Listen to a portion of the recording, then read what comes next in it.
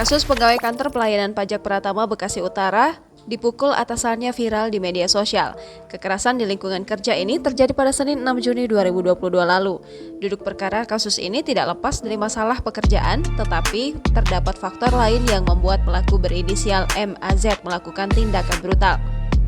MAZ bisa dibilang merupakan sosok pimpinan yang posesif. Hal ini terbukti dari cara dia menanyakan pekerjaan di luar jam kerja atau hari libur.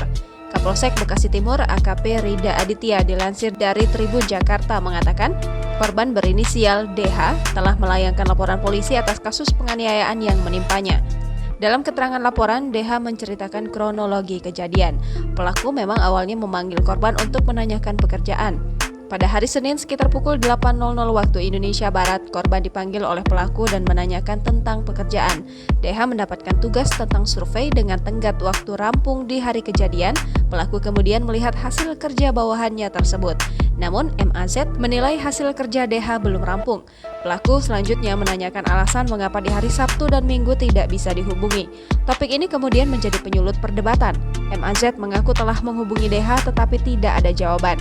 Ia kemudian mencoba cara lain menghubungi ke nomor telepon melalui data kepegawaian keluarga yang bisa dihubungi. Bahkan MAZ juga menuduh korban telah memberikan data palsu terkait nomor keluarga yang bisa dihubungi. Tuduhan itu dibantah DH, dia tidak pernah memberikan data palsu nomor telepon yang bisa dihubungi di berkas kepegawaiannya. Nomor yang dia cantumkan merupakan kontak istrinya.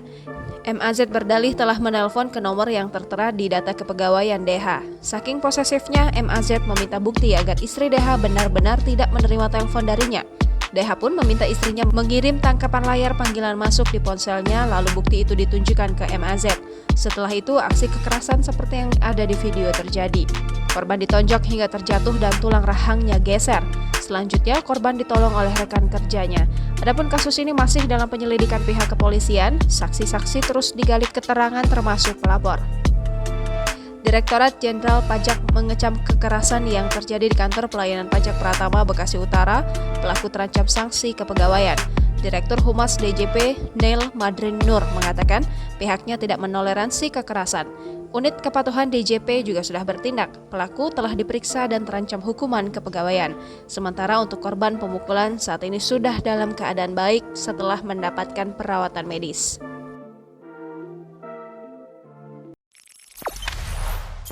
Jangan lupa subscribe, share, komen, dan like ya!